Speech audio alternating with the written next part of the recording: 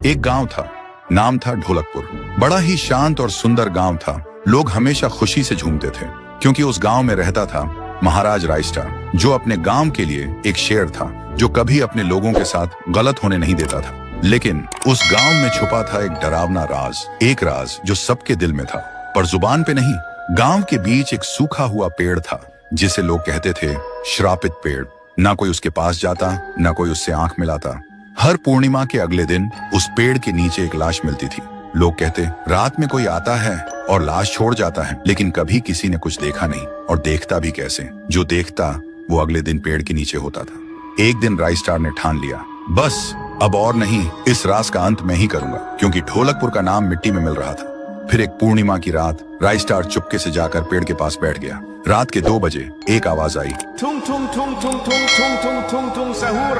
और फिर वो पेड़ भूत में बदल गया। वो भूत कुछ अजीब सा था, एक भयानक शैतानी हंसी वाला चेहरा, आंखें बड़ी बड़ी। वो पेड़ चल के एक घर के गेट को जोर जोर से खटखटाने लगता है। तभी एक आदमी डर के मारे आवाज सुन के बाहर निकलता है। वो भूत अपने लकड़ी जैसे हाथ से एक ऐसा थप्पड़ मारता कि उसकी सांस वहीं थम जाती है और उसी जगह उस लाश को ले जाता है और वापस फिर से पेड़ बन जाता था। देखते ही रायस्टार का दिल कांप जाता है, पर वो कुछ बोलता नहीं। सुबह लोग भीड़ में जमा हुए और रायस्टार ने पहली बार उस पेड़ से बात करने की कोशिश की। पेड़ के अंदर से एक आवाज निकली, क्या तुम सब भूल गए मुझे? रायस्टार बोलता है, तू कौन है? पेड़ बोलता है, मैं हूँ ठुन ठुन ठुन साहुर। एक वक्त था जब मैं भी इस गांव का एक प्यारा सा बच्चा था, लेकिन 100 साल पहले मुझे इसी पेड़ से रस्सी बांधकर उल्टा लटका दिया गया, गांव वालों की आंखों के सामने, और मेरी मौत को तमाशा बना दिया गया, सिर्फ इसलिए क्योंकि मैंने एक राज देख लिया था जो लोग छुपाना चाहते थे।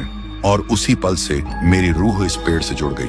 उस दिन से मैं इंसान नहीं, एक सज्जा बन गया और हर पूर्णिमा में एक राजदार को चुनता हूँ और फिर उसे उसकी खामोशी का हिसाब देता हूँ। रायस्टार बोलता है, लेकिन अब तो वो लोग मर चुके हैं ना जो तेरा कसूरवार थे। अब तू मासूम लोगों को क्यों मार रहा है? पेड़ कुछ देर चुप रहता है, फिर बोलता है, ठीक है, बस एक बार मुझे याद करो, एक दिया जला दो, फिर मैं कभी किसी को नहीं मारूंगा। फिर रात में सब लोग आते हैं, एक एक दिया जलाते हैं और तभी पेड़ अपने आप से आग पकड़ लेता है और आखिर में मुक्ति मिलती ठुन ठुन ठुन साहुर को।